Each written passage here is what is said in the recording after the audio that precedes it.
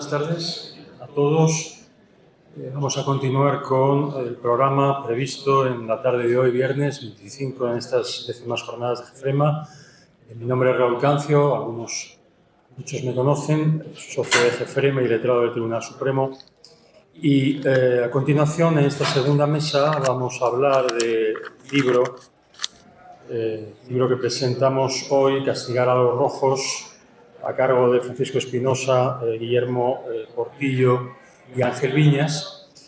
Este libro, habría que decir en primer lugar que se trata de una obra de un especial interés para mí en lo personal y también en lo profesional, puesto que quizá también los más antiguos de GEFREMA se acuerden de una presentación hace ya casi 12, 14 años en el antiguo Lourdes, de un libro que escribí sobre guerra civil y tribunales, en donde había una aproximación a la historia de la guerra, pero desde una perspectiva jurídica, analizando cuáles eran los tribunales en uno y otro bando, con una atención especial a las vicisitudes del Tribunal Constitucional durante aquellos 3 años, con las peculiaridades que tuvo, con esa irreal duplicidad de órganos jurisdiccionales en Burgos, en Valencia y en Barcelona. De un tiempo a esta parte, en estos últimos años, el interés por el análisis de la guerra civil desde un punto de vista histórico, naturalmente, pero desde el tamiz de lo jurídico, ha ido increciendo.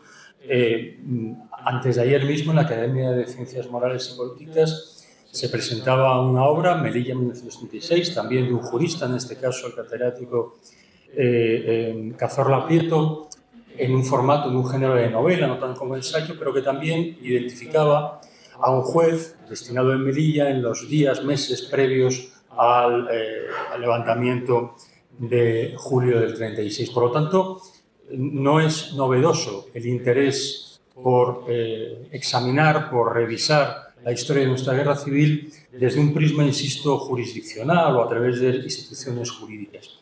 ¿Qué tiene de interés este libro? Para mí, muy acentuado. Pues que, además de esa perspectiva jurídica que nos la aporta el profesor Portillo de manera extremadamente solvente, ahora leeré unas líneas acerca de su trayectoria en ese tema, pero a esa perspectiva, a esa pátina jurídica que nos ofrece un catedrático, se une la aportación de Espinosa y, desde luego, del profesor Viñas. Ambos dan una perspectiva histórica que viene a complementar de una manera, insisto, acentuadamente interesante, lo que es una visión, en este caso no tanto de la guerra como del periodo de represión a partir del año 39, pero, insisto, como veremos y comentarán ellos, iniciado durante el propio conflicto bélico. Yo poco más puedo decir, más que invitarles a que presten atención a lo que nos van a contar nuestros invitados, porque creo que es un acontecimiento que pone en valor la necesidad de entreverar las técnicas historiográficas con lo que son análisis jurídicos de la historia y que creo que enriquecen tanto el conocimiento como los textos. No voy a dejar ni un minuto para que empiecen a hablar los invitados, tan solo presentar al primero de los ponentes, como digo, es el catedrático de Derecho Penal, Guillermo Portilla Contreras. Desde tiempo ha investigado el estudio de la protección penal de las garantías constitucionales del ciudadano, con libros como El delito de práctica ilegal de detención por funcionario público o materiales de reflexión crítica sobre la ley de Corcuera y el derecho penal de la libertad y seguridad de los derechos. También ha estudiado el aspecto sociológico y filosófico que más influye en el derecho penal contemporáneo, con libros acerca de Habermas en el proceso de decisión de valores penales y legislación del derecho, y en lo que aquí interesa, en los últimos años se ha dedicado al estudio de la represión penal del primer franquismo y con obras tan solventes como la consagración del derecho penal de autor durante el franquismo, el Tribunal Especial para la Represión de la Masonería y el Comunismo, Derecho Penal Franquista y Represión de la Homosexualidad como Estado Peligroso. Y sin más, le doy la palabra al profesor Portillo. Bien, muchísimas gracias, Raúl. En primer lugar, yo quiero agradecer a José Antonio Zarza la invitación la posibilidad de estar aquí hoy con ustedes y poder hablar de este libro que hemos publicado hace relativamente poco tiempo. Al mismo tiempo también a Jefrema, el que me haya posibilitado estar aquí hoy. Bien, este libro surge por una invitación, mi contribución, ¿no?, al libro surge como una invitación del profesor Ángel Viñas. Él me envió hace unos años, durante un verano, una memoria elaborada por un fiscal, que era el fiscal jefe del Ejército de Ocupación franquista. Él me dijo que valorara jurídicamente esa memoria y yo me quedé sorprendido cuando la leí, porque pese a que dicen que no había una filosofía penal en el diseño militar de la represión de los fieles a la República, esta memoria lo desmiente y viene a mantener lo contrario. Es verdad que hubo una trama civil en la dictadura, una trama civil del golpe militar, pero también hubo militares que acuñaron conceptos no solo jurídicos, sino que respondían a una filosofía penal muy marcada en torno al nacionalsocialismo y antiliberal, por supuesto. Cuando leí aquella memoria, descubrí que este fiscal, Felipe Acedo Colunga, en el año 39, intentó, para consumo interno, porque él nunca pensó que alguien como Paco Espinosa iba a encontrar en un archivo un documento sin clasificar, que era esta memoria. Él pensó que tenía que volcar todos los conocimientos que había adquirido como fiscal jefe del Ejército de Ocupación en los distintos frentes donde actuó. Ya saben que cuando Franco conquistaba una ciudad, llevaban el Consejo de Guerra sumarísimo de urgencia, un consejo de guerra en el que no había garantías de ningún tipo, juzgaban por la tarde y ejecutaban por la mañana. Y son casos que comentamos del gobernador civil de Huelva en el año 36, en agosto, y del gobernador civil de Cádiz. Bien, pues él lo que quería en esta memoria es volcar todo su conocimiento, toda esa experiencia que había tenido en el frente de Bilbao, de Levante, de Santander y por supuesto el frente de Madrid, y enseñar a los futuros auditores, a los futuros miembros de los consejos de guerra, cómo tenían que llevar a cabo la represión de los fieles a la República. Y así lo hizo. Él diseñó un plan de exterminio físico, moral y, por supuesto, económico. Bueno, empezaba por magisterio. Él entendía que había que acabar con la institución libre de enseñanza, con la Junta de Ampliación de Estudios, como ejemplos, ¿no?, de la anti-España, de lo que eran valores fuera del tradicionalismo católico que había que acabar, ¿no?, que había que depurar. A continuación, él entendía que una vez que acabáramos con los profesores, había que acabar con la universidad. Claro, Giner de los Ríos, Fernando de los Ríos, Jiménez de Asúa, todos los que significaron en un momento una posición, como el caso de Jiménez de Asúa, socialista, masón, antimonárquico, anticlerical, perseguido por la dictadura de Primo de Rivera, depurado en la universidad y perseguido posteriormente, como saben, redactor de la Constitución republicana, redactor del Código Penal republicano y depurado por todos los tribunales franquistas. Como digo, era masón. El Tribunal de Represión de la Masonería y Comunismo le impuso una pena de 30 años. Como masón, aplicaron un delito muy complicado, que Raúl lo entenderá. Aplicaron el delito complejo de masón y comunista. Jiménez de Asúa nunca fue comunista. Lo que pasa es que Franco denominaba comunista a todos, incluidos los liberales, ¿no? Bien, él fue un ejemplo de esa universidad que no querían, sobre todo la Junta de Ampliación de Estudios, de las que luego se beneficiaron los fascistas. Muchos profesores fascistas, ¿no? Legal Lacambra, Javier Conde, en Filosofía del Derecho, pero también Guayar como catedrático de penal, primer catedrático de la dictadura franquista, catedrático de Derecho Penal en una convocatoria de oposiciones de 1940. Y entonces Felipe Acedo Colunga lo que hace es diseñar cómo tenía que ser la represión en todos los sectores. Magisterio, universidad, funcionarios. Había que depurar a todos los funcionarios que fueran leales a la República. Fundamentalmente se preocupó por los jueces y por los militares.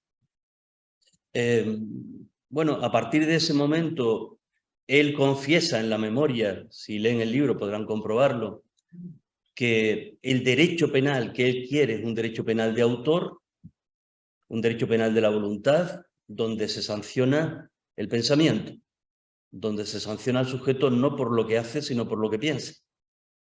Y ese derecho penal tiene que ser un derecho penal retroactivo en lo que perjudica, por tanto, un derecho penal contrario al principio clásico de irretroactividad de la ley penal. En los últimos días estamos siendo sometidos a un bombardeo mediático sobre el principio de retroactividad. Claro, la retroactividad penal favorable es un principio básico del Estado de Derecho.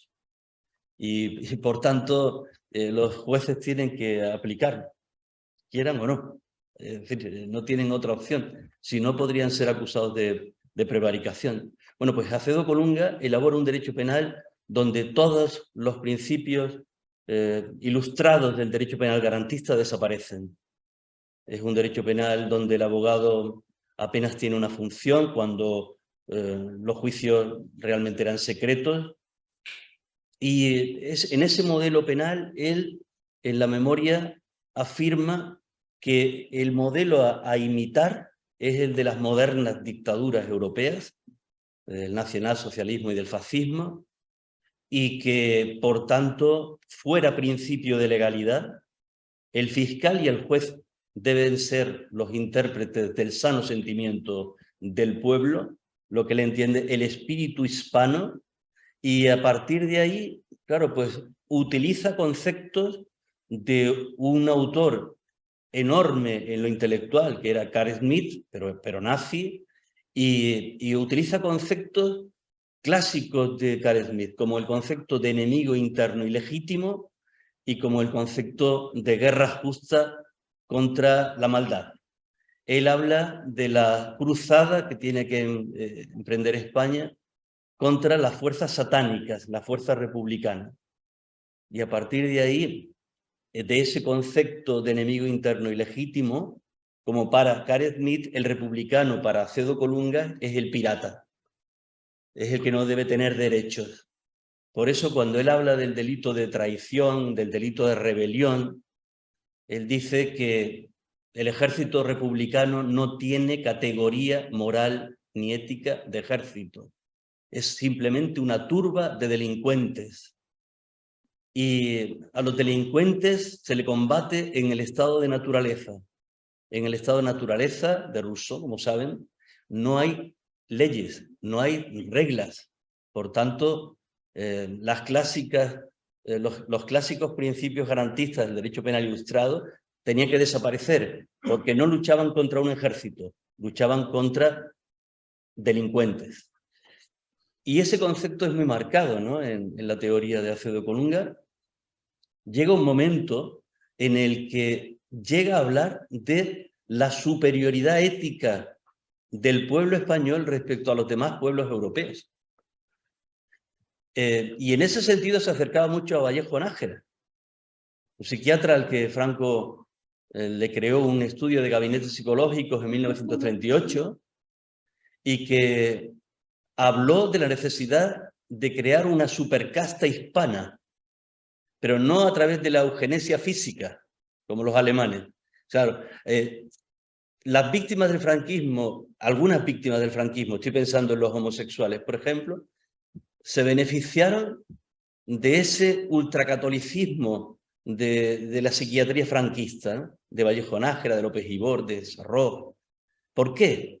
Porque, como saben, en Alemania se esterilizaba, se castraba, se experimentaba con los disidentes sexuales, y Vallejo Nájera entendió que en ningún caso debería utilizarse la eugenesia física contra ellos, castración y esterilización, sino habría que reeducarlos. Habría que reeducarlos. Y esa supercasta hispana a la que se refiere Vallejo, ¿saben cómo se lograría? Porque él propone una fórmula, tiene un libro sobre el noviazgo en la familia cristiana española. Le dedica un libro específicamente a eso. Y dice que la supercasta hispana va a surgir no de una selección eugenésica, sino casando a personas afines al movimiento nacional. Si casamos a hombres y mujeres, evidentemente piensen que la única relación sexual lícita en aquella época era la heterosexual vaginal, matrimonial y eclesiástica. No había otra posibilidad de una relación sexual lícita. Bueno, pues lógicamente, claro, ese ultracatolicismo de esa psiquiatría franquista salvó, por ejemplo, al caso de los homosexuales, donde aquí, claro, se les privó de libertad, se les desterró y se les vigiló. Fue la primera vez que se instauró en España la libertad vigilada, pero no se les esterilizó, no se les mató. Sí es verdad que se aplicaron contra ellos terapias aversivas. Electroshock, descargas eléctricas. Yo he podido demostrar que Sabater Tomás, que fue el ideólogo de la represión de la homosexualidad, un juez catalán, Cataluña y Baleares, donde tenía competencia, este sujeto llegó a sustituir las medidas de seguridad, que eran lo que se aplicaba. Como saben, Franco introdujo una medida de seguridad en el año 54, permitiendo esa privación de libertad y ese destierro, ¿no?, que he mencionado anteriormente. Y bueno, pues la realidad es que lo que hizo Sabater Tomás fue sustituir esa medida de seguridad por el internamiento en psiquiátricos, concretamente el Instituto Frenopático de Barcelona. Ese instituto frenopático lo pagaban los padres de los homosexuales, ¿no? Es un ejemplo. Pero en la memoria, Acedo Colunga insiste mucho en la necesidad de crear esa supercasta como Vallejo Nájera, ¿no? Hay que hacer una selección de los buenos españoles frente a esa otra anti-España, ¿no?, que representan otros valores diferentes a los que ellos defendían. La teoría del caudillaje, ya les digo, la teoría de Dios, patria, caudillo, rey, ¿no? Les daba igual, porque Franco tuvo que continuamente manipular y manejar tanto a los falangistas como a los carlistas, introducirlo en los tribunales especiales, y casi todos los tribunales especiales tenían falangistas, carlistas y jueces que tenían que ser también heterosexuales con familia numerosa. Ese era el criterio que se seguía para seleccionar a los jueces, ¿no? Bien, esa era la ideología que se plasma en la memoria: antiliberalismo penal y un fuerte carácter nacionalsocialista del texto. En cuanto a la represión que marcaba Acedo Colunga, que tiene unas aportaciones interesantísimas para el futuro de la represión penal del año 39, 40 y 41, de ese primer franquismo. Por ejemplo, él unificó la interpretación de todas las modalidades de rebelión. Es decir, ya saben que a los republicanos, a los que defendieron la legalidad constitucional, se les consideró rebeldes.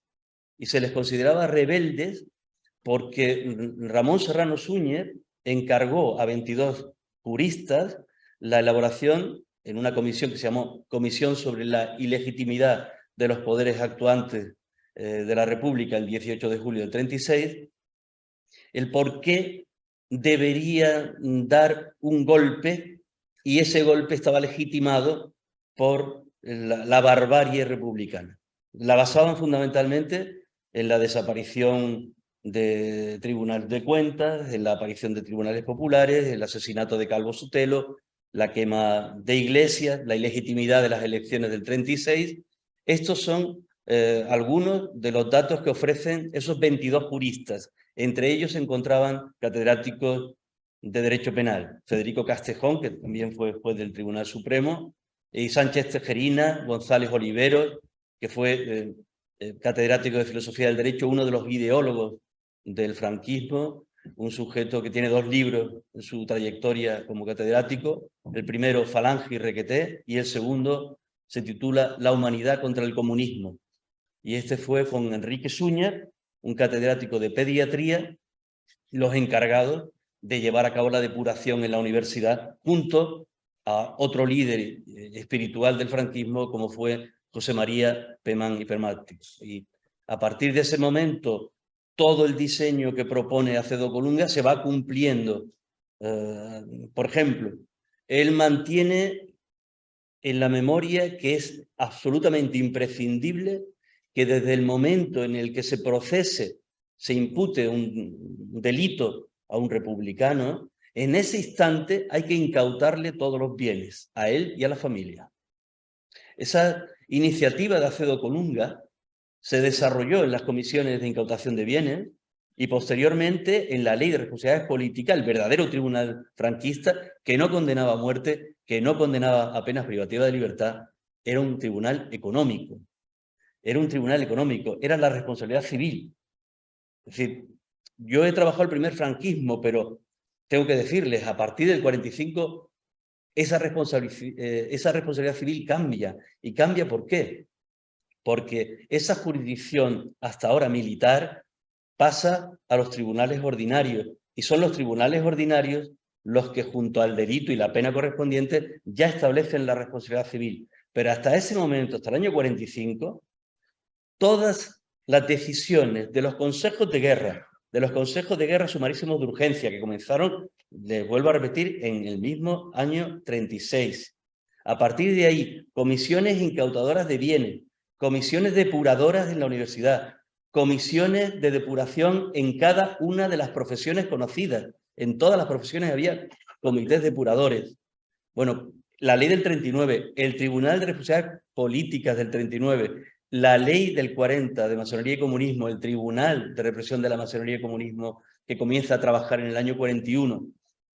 En el año 42 se introduce una tercera vía del tribunal, una tercera sala, que era el Tribunal Anticomunista, que se basaba en todos los informes de la Oficina de Propaganda Anticomunista, en la Delegación de Asuntos Especiales y en la Delegación de Recuperación de Documentos, que lideraba Ulibarri, un carlista íntimo de Franco y de Serrano Súñer, de Ramón Serrano Súñer. Estos son los que le encargaron a un catedrático de penal, Sánchez Tejerina, la elaboración de un dictamen de por qué tenía que ser delito a la masonería. Y así lo hizo.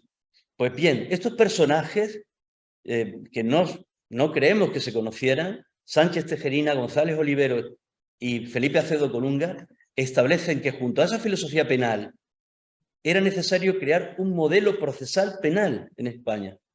¿Cuál era ese modelo procesal penal que había que seguir? El modelo de la Santa Inquisición. Ese era el modelo. Claro, ellos decían, la herejía es un crimen imprescriptible, la rebelión republicana también. Rebelión, vuelvo a decir, el mundo al revés, ¿no? Pero en el sentido de que lo que decía la Comisión sobre la ilegitimidad y que eran los argumentos de estos ideólogos franquistas, ¿no?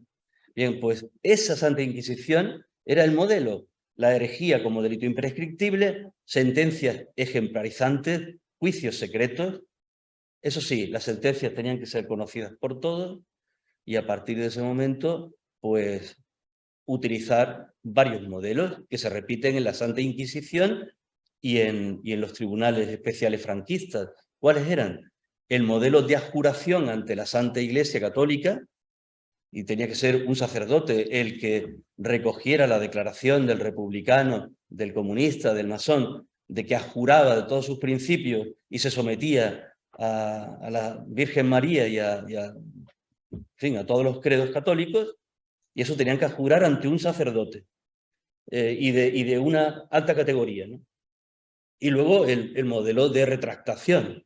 en la retractación para atenuar la pena. Estamos hablando de penas que superaban los 30 años, si tenía un número importante en la logia o en la estructura del partido, del sindicato, la pena era de 30 años, ¿no? Como decía antes, le aplicaban el delito complejo de comunismo y masonería.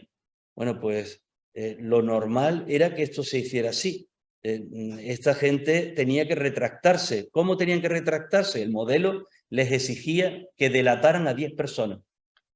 10 personas de la logia, 10 personas del partido, 10... ¿Qué hicieron? La mayoría. Yo no he encontrado casos que respondan o que rompan esta iniciativa, ¿no? Todos estaban de acuerdo en delatar a personas ya fallecidas, a personas que ya estaban condenadas, a personas que estaban procesadas y que iban a ser condenadas. O sea, normalmente no delataron, pero ellos se veían en la obligación de dar 10 nombres de esas personas. Y en eso coincidía, es verdad, la Santa Inquisición con los tribunales de excepción franquistas. El Tribunal de Responsabilidades Políticas que decía antes, que era la idea, la gran idea que tuvo Acedo Colunga, impuso sanciones de hazaña de 100 millones de pesetas a Jiménez de Asúa, que no tenía dinero, porque el único dinero que ingresaba a Asúa era el dinero por publicar artículos en un diario que se llamaba La Libertad y algunos en Buenos Aires. Y Primo de Rivera le censuró esa posibilidad. Entonces, él se quedó solo con su trabajo en la universidad. Cuando llega el franquismo, lo depuran, se queda sin dinero y la sanción fue de 8 millones de pesetas. A Dolores Ibarruri la sanción fue de 25 millones de pesetas. En todos los casos conllevaba la pérdida de la nacionalidad española de todos los condenados. Y como les decía, este tribunal económico funcionó sistemáticamente. Cualquier condena de los demás, desde los consejos de guerra hasta el último tribunal, que podemos pensar en la Ley de Seguridad del Estado del año 41, también con jurisdicción militar, todos enviaban sus sentencias al Tribunal de Responsabilidades Políticas. Y este tribunal era el que determinaba la sanción económica, que generalmente era muy superior a la cuantía de lo que disponían esas personas. Yo tengo ahora mismo archivada el primer año de represión del Partido Comunista en Madrid. La mayoría, evidentemente, eran insolventes, no tenían capacidad económica. Los delegados del gobierno llegaban a la casa y hacían un inventario, tenían un flexo, tenían una mesa camilla, tenían una cama y le ponían normalmente 1.000 pesetas de multa. Evidentemente, carecían de capacidad económica, ¿no? Gracias. Bien, entonces, vuelvo a repetirle, Acedo Colunga elabora esta memoria, diseña cómo tiene que ser la represión y la historia demostró que lo que vino a continuación, desde la unificación de los criterios de interpretación, de adhesión a la rebelión, de auxilio a la rebelión, del delito de traición, por ejemplo, él entendía que un soldado nacional que se vaya con los republicanos no era un traidor.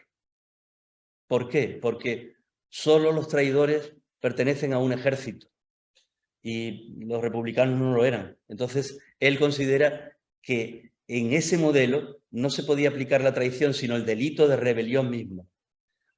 Otra aportación de Felipe Acedo Colunga, la necesidad de condenar especialmente a los masones, porque entendía que la masonería estaba infiltrada en la universidad, estaba infiltrada en la República, en los órganos más importantes, Margarita Nelken, el propio Jiménez de Asúa, Fernando de los Ríos. Él entendía que había que acabar con la masonería creando una legislación que considerara como delito autónomo el ser masón.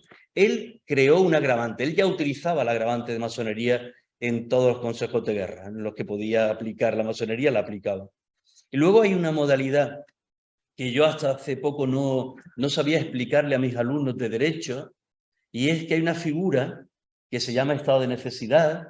El estado de necesidad es cuando se produce un conflicto entre males, ¿no? Y uno tiene que tomar una decisión, realizar un mal, imagínense un delito, para evitar otro delito. Te amenazan con la muerte de tu hijo si no matas a una persona. Pues ese conflicto entre males, en el que una persona puede optar por matar, comete el delito, pero para evitar otro delito, la muerte de tu hijo, ese delito tiene un requisito final primero, un requisito importante, que es que el mal causado no sea superior al que pretendes evitar, pero un requisito final que nunca supe explicar, que es que la persona no tenga por su oficio o cargo la obligación de sacrificarse, de lo que se desprende que un militar, un policía, un bombero, pues pueden llegar a tener la obligación de sacrificarse. Esto es inadmisible en un derecho penal democrático. Pero fíjense, esto lo explicó Acedo Colunga. En los consejos de guerra en los que se enfrentaba a militares médicos de derechas, fieles a Franco, estas personas a veces fueron amenazadas por la República, por algún republicano, para que curaran a un republicano, a un soldado republicano. Claro, al juicio llegaban los casos de estas personas que eran de derecha, que habían salvado la vida a un republicano y que el Consejo de Guerra franquista lo depuraba y los condenaba.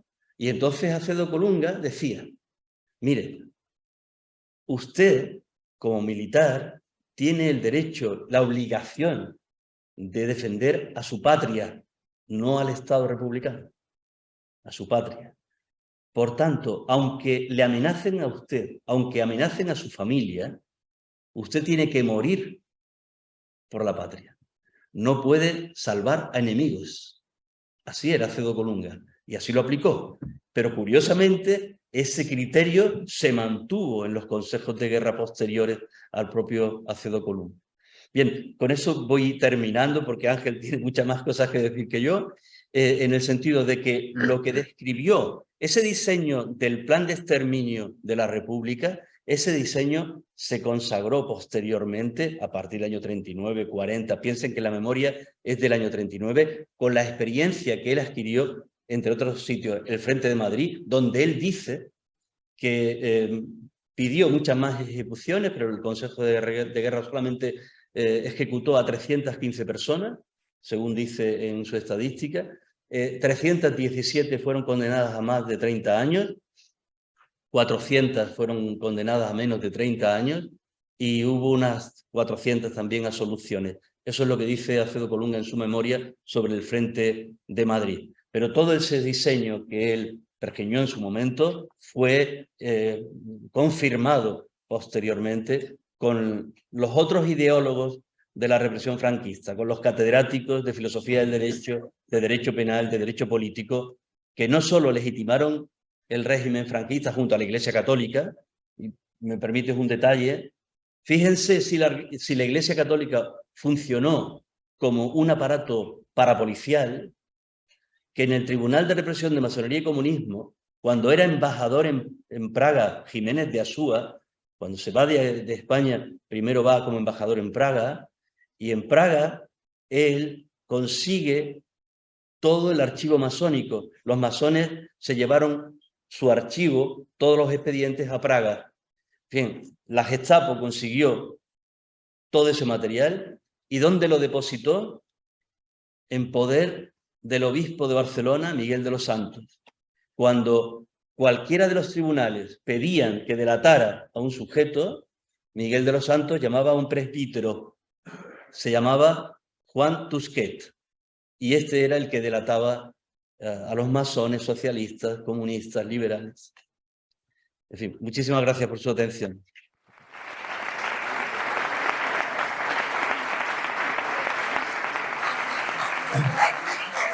Muchas gracias, profesor. Ha sido una exposición magnífica. Sin solución de continuidad le doy la palabra al profesor Viñas, porque como todos conocemos tanto su trayectoria como sus libros, así ganamos unos minutos escuchándolo. Tiene la palabra, profesor. Muchas gracias. Ante todo, yo debo disculparme por hablarles desde Bruselas. La verdad es que desde que estalló la pandemia, solamente he ido a España una sola vez, en el mes de septiembre de este año, y prácticamente no me he movido de Bruselas, solamente para ver a mi hija y a su marido en Edimburgo este verano. No salgo. Y no me ha pasado nada. Así que, por favor, les ruego que me perdonen. Espero el año que viene, que ya cuando las cosas estén más claras, poder ir con más frecuencia a España, porque tengo que consultar algunos papeles de archivo. Mi participación en este libro se limita esencialmente a hacer una biografía esquemática, no demasiado completa, de Acedo Colunga. No hay en el mercado una buena biografía de él. Hay una biografía de su etapa y de su gestión, una pequeña biografía de su gestión como gobernador civil de Barcelona durante los años 50. Tiene bastantes errores en lo que se refiere a su vida anterior y posterior. Y hay una copia de su hoja de servicios en el diccionario bibliográfico de la Real Academia de la Historia, que no dice prácticamente nada. Así que para mí fue un desafío, porque yo no suelo interesarme demasiado por el género biográfico, pero creí que esto era mi aportación a este libro, cuyo fundamento naturalmente es el relato de Francisco Espinosa de cómo él se encuentra con el informe, la memoria de Acedo Colunga y el análisis de la misma que nos ha expuesto el profesor Guillermo Portilla. Así que yo aquí estoy un poco en retaguardia. Yo no les voy a contar la vida de Acedo Colunga. Es una vida, yo creo que representativa de una clase de militares españoles. Él es un hombre que de edad, ya en edad temprana, hacia el año 30-31, está contaminado por las ideas fascistas, asume después las ideas nacionalsocialistas. Es un hombre que ha ido desarrollando una personalidad autoritaria, sin limitación, que piensas en las glorias imperiales. Yo no me atrevo a decir que fuera un militar típico, pero pienso que no es tan atípico como se podría decir. Para mí, el encanto de este libro, o la atracción más que encanto de este libro, viene dada por otras razones que yo no me sentí autorizado a incluir en la biografía del general Acedo Colunga. No me sentí autorizado porque el papel de Acedo Colunga en la redacción, en los antecedentes y en las consecuencias de su memoria, pensé que era lo que debía escribir en este libro, y así lo hice. Pero, en general, este es un libro que yo he dedicado mucho tiempo y mucha reflexión. Cuando Francisco Espinosa me dio a conocer la memoria, porque encajaba en un proyecto a largo plazo al que he tardado en llegar, pero que poco a poco me he ido aproximando a él. Y es dar una respuesta basada en evidencia primaria relevante de época, documentos, evidencias primarias, a dos o tres de las grandes cuestiones de la historia española en relación con la República y la Guerra Civil. ¿Por qué hubo una guerra civil? ¿Quién quiso una guerra civil? ¿Qué justificó la guerra civil? Bueno, este es un tema al que yo me he ido acercando progresivamente a lo largo de los últimos años, y creo si ustedes me permiten la falsa modestia, que he empezado a dar una respuesta basada exclusivamente en evidencias primarias, que en parte consolida otras interpretaciones, pero las consolida en base a documentos. Y he llegado a una conclusión que probablemente me generará muchos adversarios y muchos enemigos, pero hasta ahora estoy esperando que alguien me refute, también con documentos. Y las respuestas a las que yo he llegado son muy simples y de ellas no se separa el general Acedo Colunga. ¿Y en qué hizo la guerra civil? Fue, esto no digo nada nuevo, una serie de militares nacionalistas y fascistizados. Pero no solo los militares. La guerra civil no solo fue un proyecto militar. Quien quiso la guerra civil no tenía solo un proyecto militar. Tenía también un proyecto político. Que, como pasa en historia, no se lleva a cabo de manera rigurosa tal y como estaba planteado, pero que era simplemente restaurar la monarquía. Restaurar la monarquía alfonsina, que había sido derribada por la República en el año, las elecciones que llevan a la República en el año 1931. Pero no una monarquía como la que hubo y que fue derribada por la República, no. Una monarquía de nuevo cuño, una monarquía ayornata, es decir, una monarquía con tintes fascistas. Y porque esto era el proyecto, ¿quién lo mantuvo? Pues lo mantuvo una parte de los políticos civiles y una parte de los políticos militares. Y aquí yo me he dedicado a lo largo de los últimos años a estudiar algo que lo que se conocía poco y mal, que era el componente civil de la sublevación del 18 de julio. Entonces, ahí he llegado a la conclusión de que hubo una guerra civil porque una parte de la élite política y militar española la quiso. ¿Para qué? Para restaurar la monarquía. Pero no, insisto, una monarquía como la anterior, sino una monarquía fascistizada.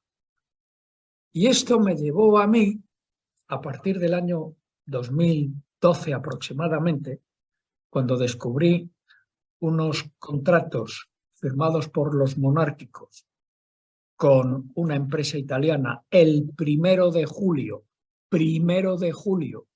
de 1936, a indagar en las conexiones que los monárquicos alfonsinos y los carlistas habían tenido con la Italia fascista de Mussolini. Tampoco era una cosa nueva. Se había dicho ya desde antes del estallido militar de julio del 36, la izquierda se hinchaba a decir, advertir de los peligros del fascismo, Pero en realidad no hizo nada para impedirlo, porque no estaba en su mano impedirlo. Una conspiración impulsada por un partido político a la cabeza del cual se situaba don José Calvo Sotelo, y una camarilla que indujo un proceso de acercamiento a la Italia fascista y que Mussolini, en cuanto terminó la conquista de Abisinia o de Etiopía, se aprestó a cumplir. Esto a mí me dejó francamente muy sorprendido, porque nadie lo había demostrado. Nadie lo había demostrado. Hasta que yo llegué, si me permiten ustedes la impertinencia de declararme culpable de tal cosa. No hubo, por otro lado, intervención nacionalsocialista. Todo lo que la izquierda española, y no solo española, había dicho y ha seguido diciendo, todavía de vez en cuando se encuentran algunos residuos de que los nazis habían intervenido en la preparación del golpe de Estado del 18 de julio de 1936, no responde a la realidad. Así que Mussolini sí apoyó ese golpe de entrada al principio, desde antes que tuviera lugar. Hitler respondió a posteriori, pero eso yo ya lo dije en mi tesis doctoral del año 1974. La segunda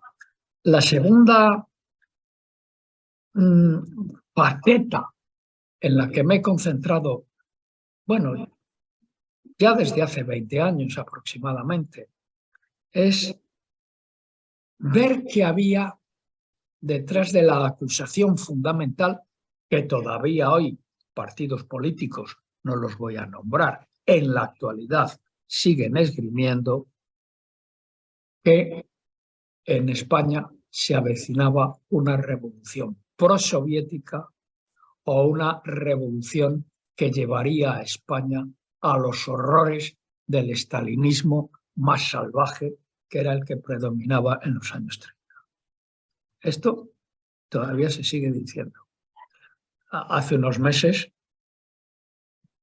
vino a señalarlo un partido político en un documento pidiendo la retirada del proyecto de ley de memoria democrática, que naturalmente fue rechazado por la totalidad de la Cámara, o por la mayoría de la Cámara.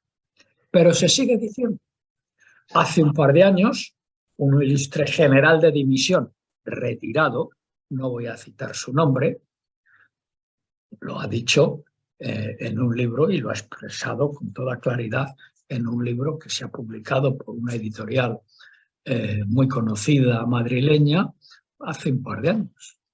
Bueno, entonces, yo ya esto, en una trilogía sobre la guerra civil que escribí al principio del siglo, lo desmentí. Y continúo desmintiéndolo. Aprovecho la ocasión para anunciar que en el mes de enero va a salir un nuevo libro que espero que dé mucho que hablar, y que está escrito como todos mis libros con un acopio masivo de documentación de época, la evidencia primaria relevante de época, española, francesa, italiana, soviética, para demostrar que efectivamente no había nada de nada, no había ningún peligro de inmixión por parte de la Unión Soviética en los asuntos españoles. Al contrario, la República Española, entre el año 1931 y 1936, en sus variadas versiones, de izquierda, de centro-derecha, de derecha, luego de Frente Popular, apoyada por el gobierno del Frente Popular, estuvo en tratos con la Unión Soviética para llegar a una situación diplomática y política similar a la que tenían los países con los cuales los republicanos querían medirse, ¿no? Que eran básicamente, ¿cuáles? Pues Francia e Inglaterra, nada más ni nada menos. Es decir, yo creo que este libro, escrito entre tres personas, tres colegas,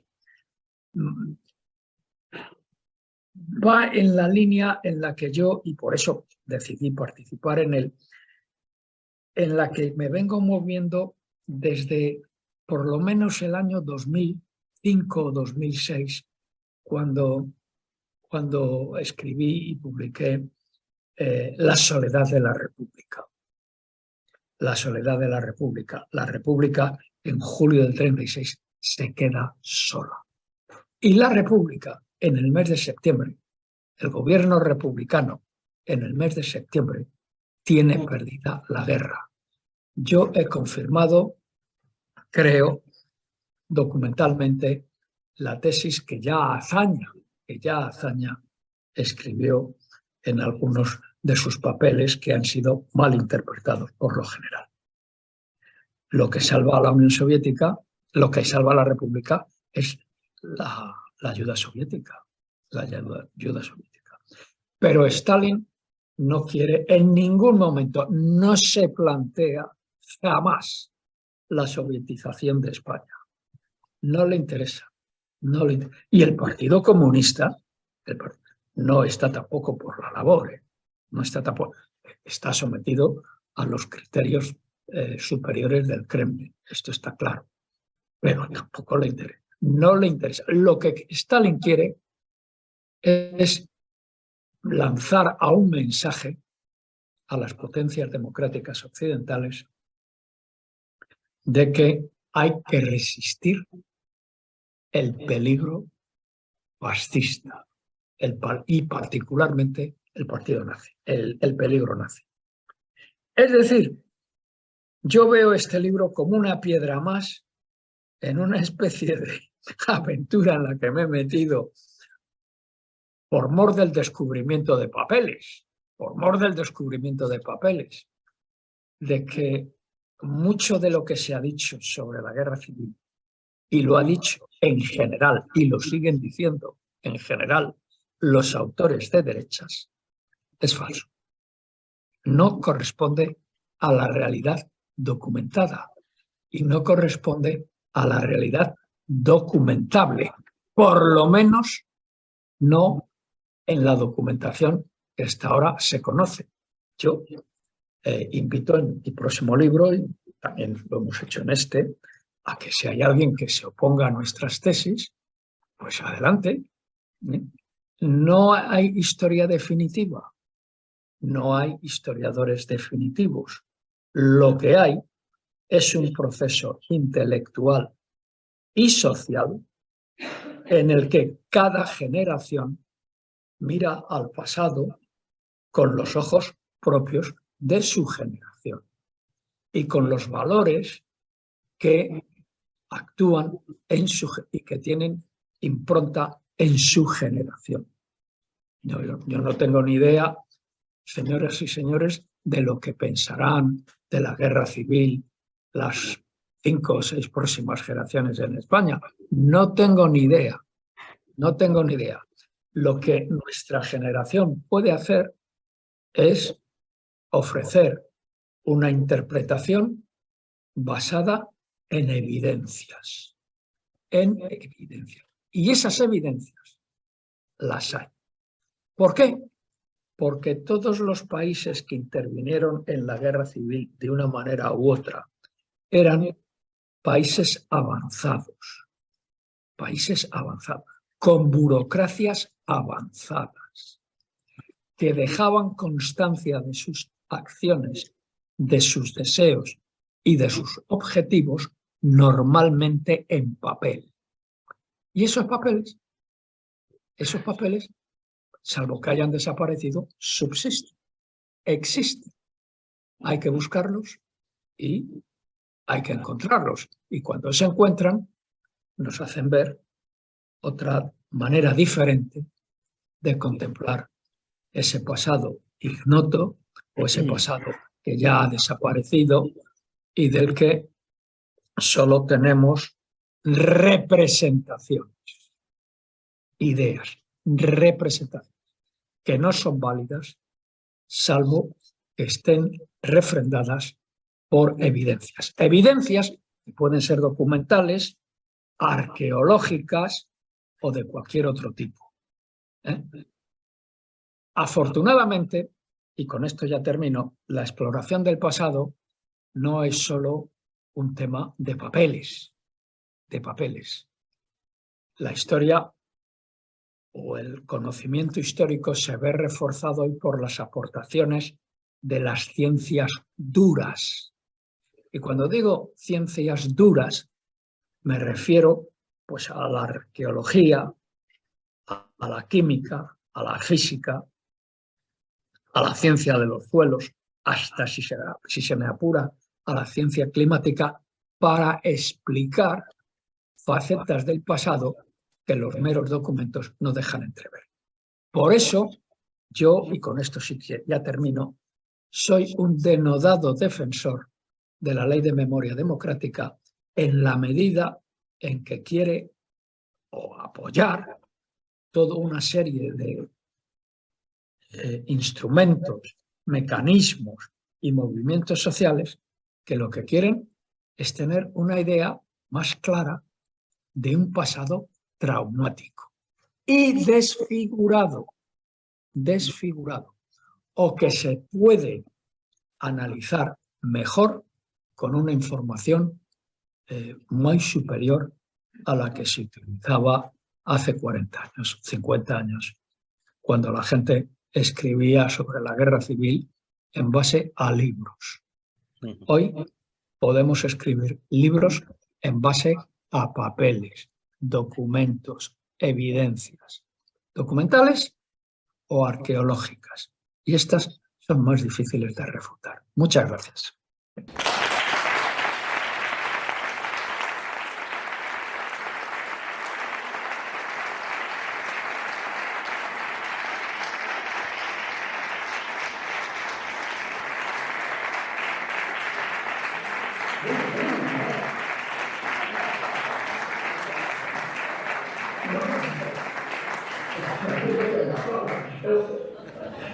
Pero esto quiero saber si alguien va a preguntar. Antes de dar, muchas gracias, profesor. Antes de dar la palabra, por si alguien tiene cuestiones, yo solo quiero decir una curiosidad y una cuestión al catedrático Portilla. La primera curiosidad, probablemente algunos de ustedes la sepan, es que este personaje, Alfredo Colunga, estudió en este instituto. Ajá. Donde estamos ahora mismo, estudió aquí. Por lo tanto, espero que los alumnos que están ahora cursando y se egresen no tengan las tendencias tan singulares de este personaje. La otra cuestión, esta ya más seria, es algo que ha comentado el catedrático en relación con lo volitivo como fuente de derecho en aquel momento. Pero yo tengo la sensación de que hay una especie como de bucle histórico, en el sentido de que también lo volitivo ahora, igual que en aquella época era una voluntad punitiva, ahora hay una tendencia a querer es poder, los derechos de creación a través de la voluntad.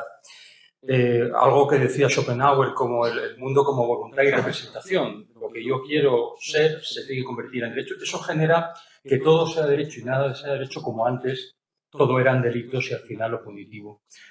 Me gustaría un poco que reflexionara sobre, que parece mentira, en regímenes tan diametralmente dispuestos, cómo ese veneno volitivo puede disolver lo que es la esencia de la legalidad y del principio del derecho.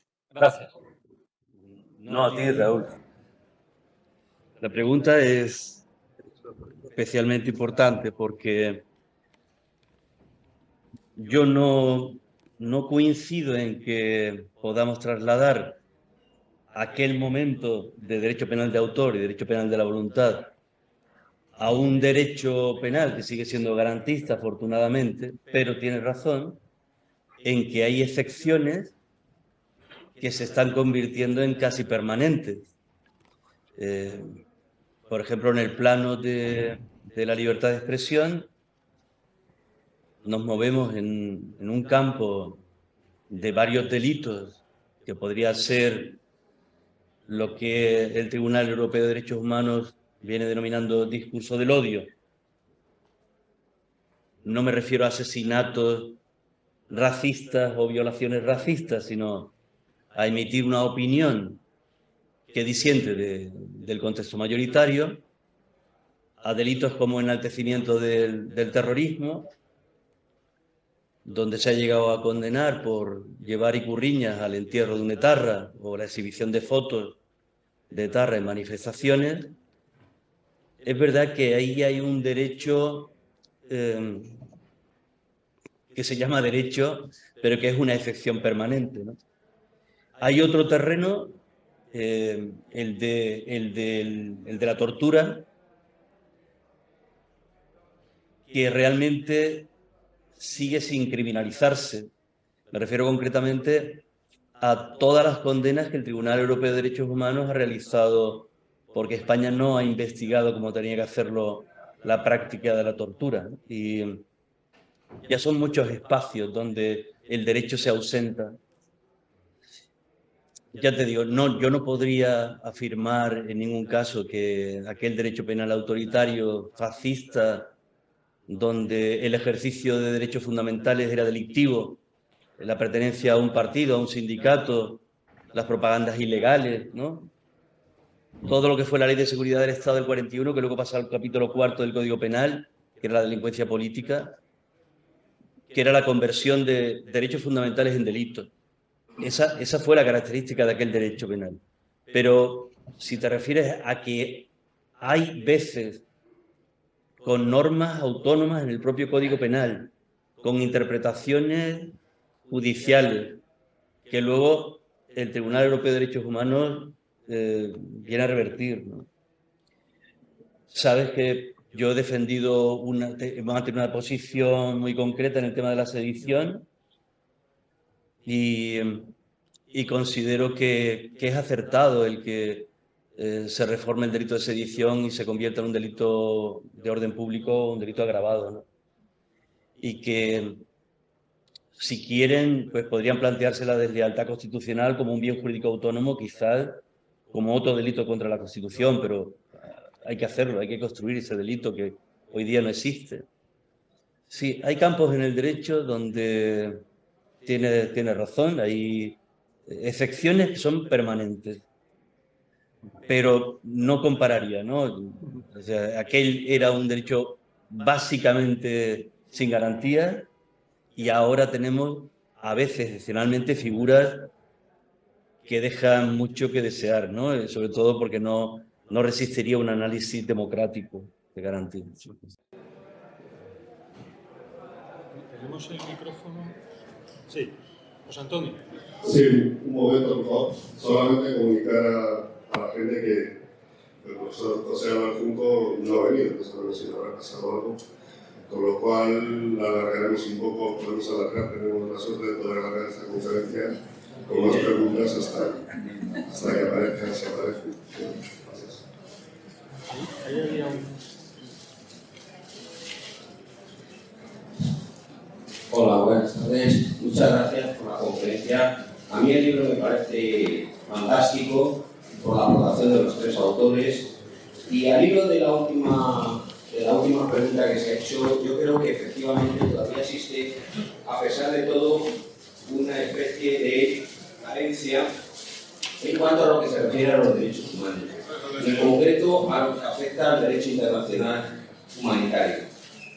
Porque en España, desgraciadamente, todavía tenemos, a pesar de las circunstancias, una ley que se llama la Ley de Amnistía. La Ley de Amnistía, que no fue derogada, se habló de la Ley de Memoria Democrática, uno de los temas que se planteó precisamente, que plantearon algunas plataformas, en las que yo me incluyo, precisamente era la derogación de la Ley de Amnistía. Porque la Ley de Amnistía genera la impunidad absoluta de los primeros franquistas, con lo cual se le da la razón a Felipe Acedo Columna. Es decir, los victimarios en esta ocasión no son objeto de sanción de ninguna clase. Y ese tema yo creo que viene al hilo de lo que dice precisamente el libro, está muy relacionado con el libro, porque esa impunidad se mantiene viva, y hay algunos, como yo soy descendiente de un deportado muerto, asesinado en un campo de concentración nazi, y tenemos que recurrir a la justicia argentina, tenemos que irnos a la justicia universal, al principio de justicia universal, porque en España no se puede juzgar. Y todos los tribunales españoles han cerrado la puerta a tratar este tema, salvo en alguna ocasión los 2 votos particulares que hubo en el auto de inadmisión del recurso de Gerardo Iglesias en cuanto al régimen de torturas que se estaba practicando, ya no en un periodo de dictadura, sino en un periodo que se llama el periodo transicional. Por eso yo creo que todavía, en alguna medida, hay una deuda pendiente en cuanto al tema del derecho y en cuanto al tema de la justicia, en cuanto a la aplicación de esos principios básicos que han sido además denunciados por el relator de Naciones Unidas, Pablo de Grieg, y otros organismos internacionales, y que España sigue incumpliendo de una manera reiterada esas decisiones. No sé qué le parecerá a usted sobre este tema. Sí, vamos a ver. Yo creo que Raúl, como letrado, habrá tenido que informar seguramente en el caso de Gerardo Iglesias. Luego, si quieres, dices algo. En mi opinión, en derecho penal nos encontramos con 3 obstáculos para juzgar al franquismo, si quieres ya denominarlo así, ¿no?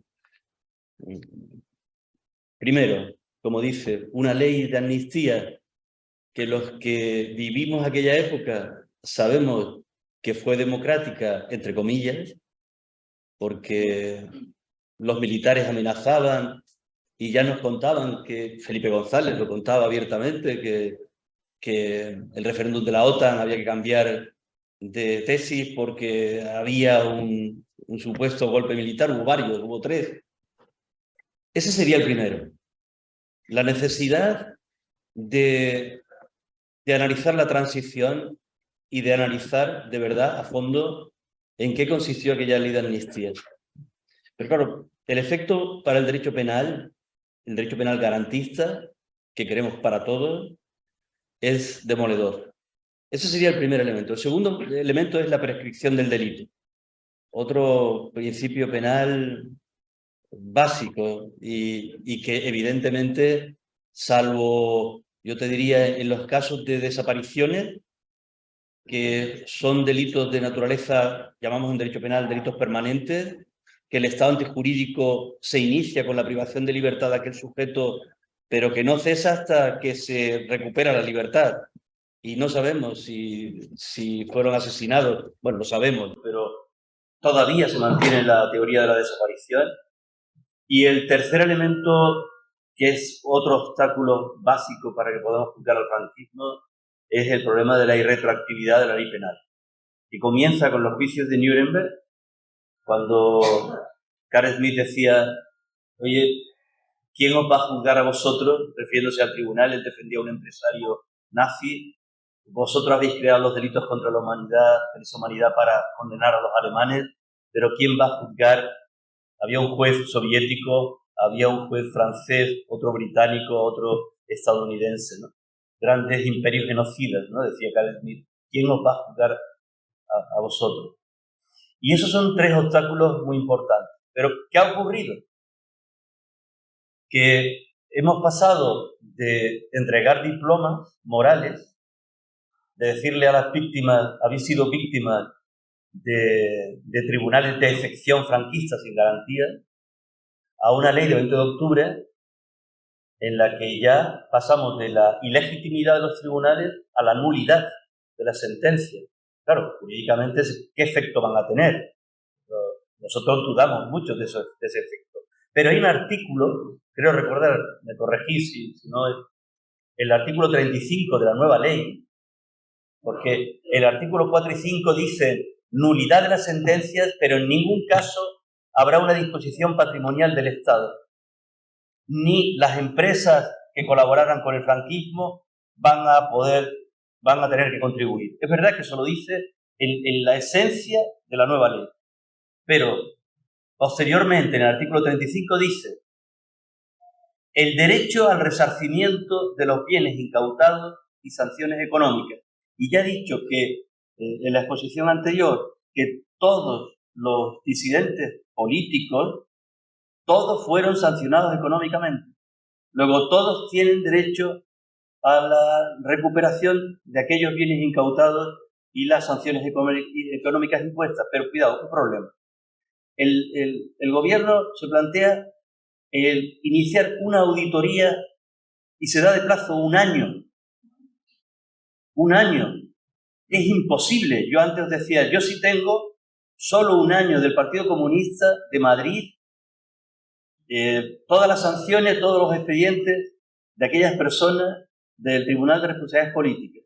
Pero harían falta cientos de historiadores, de juristas, que entráramos en todos los pueblos, no en las ciudades, en los pueblos, en los juzgados, porque allí van a estar los expedientes. No sabemos hoy dónde están. Hubo un Tribunal Nacional de Responsabilidades Políticas, hubo 4 regionales, y a partir de ahí eran juzgados de instrucción. ¿Dónde están los expedientes?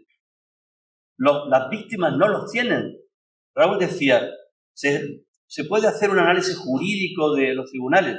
No se ha podido hacer ese análisis jurídico, Raúl, porque Patrimonio nos prohibía analizar documentos si no habían transcurrido 50 años desde la firma de la fecha, o sea, de la fecha de la firma del documento.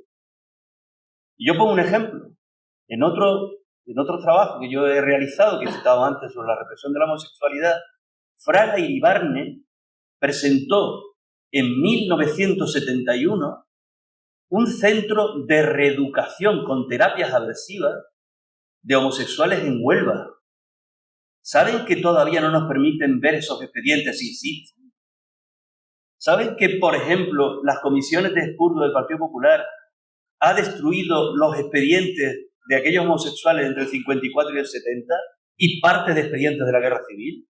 Es que tenemos que sacar, como dice Ángel, toda la documentación que podamos cuanto antes de que pueda gobernar el fascismo en España de nuevo, ¿no? O sea, hay que tener mucho cuidado con eso. Y el único archivo que funciona en nuestro país realmente es el Centro Documental de la Memoria de Salamanca. Ese es el único centro de verdad, que abre de 8 de la mañana a 8 de la tarde. ¿Cómo vas a ir a un archivo militar que te dejan durante 2 horas y te dan 2 legajos? ¿Cuántos años tienes que investigar en esos archivos para poder hacer algo mínimamente interesante? Entonces, tenemos muchísimos obstáculos. Lo que decía es una realidad, pero yo como penalista reconozco que es un obstáculo muy serio. Por eso nosotros éramos, bueno, yo concretamente era más partidario de esa idea de comisiones de la verdad. Siempre he propuesto a Ángel o a Paco Espinosa como miembros de esa futura comisión de la verdad. Una comisión de expertos, de gente de reconocidísimo prestigio como ellos, ¿no? Con su obra lo avalan. Que pueda haber personas de otras ideologías. Bueno, si tiene ese prestigio, evidentemente formarían parte. Y ellos son los que tienen que llegar a acuerdos sobre mínimos de lo que ocurrió en España. Y ese mínimo es el que tienen que estudiar los niños en los colegios. Pero ¿qué hacemos, por ejemplo, donde yo imparto la docencia en la Universidad de Jaén? La Catedral de Jaén, las columnas de la catedral están dedicadas a la memoria de las víctimas del marxismo republicano y aparecen listas de víctimas. Que lo fueron, claro que lo fueron, seguramente la mayoría de los nombres son reales, pero aquellas víctimas fueron reconocidas en esa comisión de ilegitimidad que antes yo planteaba, en la causa general y en todos los consejos de guerra que siguieron a la causa general, que condenaron a todos aquellos que cometieron ilegalidades en la República. Pero aún nos falta saber lo que ocurrió durante el franquismo, y todavía no lo sabemos. Sí. José Antonio. Esta es una pregunta a dos. Tiene el micrófono. Esta es una pregunta a nuestro amigo Ángel Viñas. Primero, nuestro más sentido que sabe por la muerte de nuestro querido Cecilio Yusa Viñas, gran investigador, gran de la licencia de Políticas y gran filósofo. Supongo que nuestro amigo Carlos Lázaro te habrá hecho llegar el libro, a mi juicio muy bueno, de la vida del piloto Isidoro Jiménez. Isidoro Jiménez me juzga un personaje excepcional, que es el presidente de su Consejo de Guerra, José Gomá Orduña, tío de Javier Gomá, poderoso y director de la Fundación MAS. José Gomá había obtenido 12 cruces rojas al mérito militar de operaciones en campo contrario. Había hecho el bombardeo de la rendición de Alberquín. Era un hombre excepcional. le dan el procedimiento que significa la práctica de la condena a muerte de Isidoro Jiménez, que él dice claramente en su declaración, también que es del Partido Comunista, pero que de ninguna manera ha participado en ningún acto de represión ni tiene nada que ver con ello. Por tanto, claro, es una canallada. Y entonces, en circunstancias contrarias, José Coma, enfrentándose a los Acedo Colunga, devuelve todo el procedimiento a los Alcázars, en la antigua base, y dice que se empiece de cero el procedimiento. Se hace de cero el procedimiento, él apercibe a los demás miembros del Consejo, que echa un gran valor frente a los Acedo Colunga y otros personajes similares, y consigue una condena mínima para Isidoro Jiménez. A mí Isidoro Jiménez nos hizo una entrevista en el Museo de la Lágrima en Madrid. Él reconoció, ya termino ahora mismo, él reconoció que le debía la vida a José Coma. O sea, que hubo gente excepcional dentro de este desastre que no fueron precisamente Acedo Colunga. Creo que es un caso muy interesante y por favor que Carlos Lázaro te facilite este libro y creo que tienes un tema muy interesante para seguir hablando que yo hace de estos temas tan interesantes.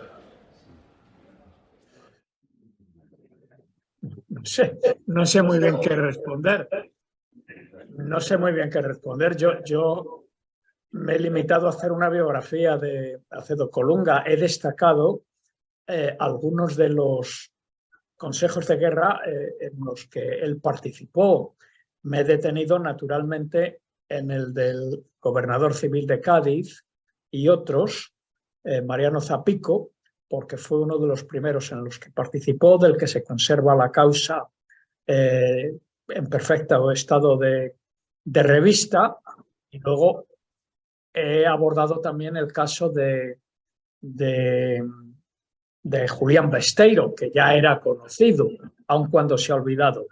No he podido localizar,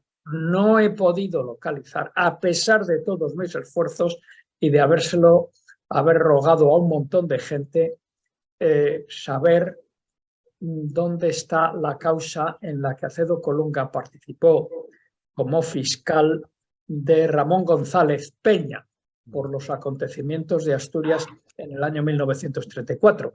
Sé que el Consejo de Guerra tuvo lugar en un cuartel de Oviedo, pero que luego, naturalmente, Ramón González Peña fue indultado por el presidente de la República, don Niceto Alcalá Zamora, pero la causa no la he localizado, o mejor dicho, no la han localizado, porque yo no me he movido de Bruselas, pero he movido tierra con Santiago, ¿no? Y no está. Bueno, yo creo que habrá, naturalmente, a medida que se vayan abriendo consejos de guerra, pues si ha participado en ellos Acedo Colunga, pues saldrá. Yo, por lo que dijo con Besteiro y por lo que dijo con Zapico y compañeros de infortunio, me imagino que su argumentación no variaría mucho. Hice una estadística de las horas que debió de trabajar Acedo Colunga durante la Guerra Civil, según él cuenta en sus memorias o en su memoria, y bueno, este hombre debió de estar trabajando prácticamente durante 2 años, todos los días de la semana, incluidos domingos y fiestas de obligado cumplimiento, porque si no es imposible, salvo, claro, que pasara lo que pasó.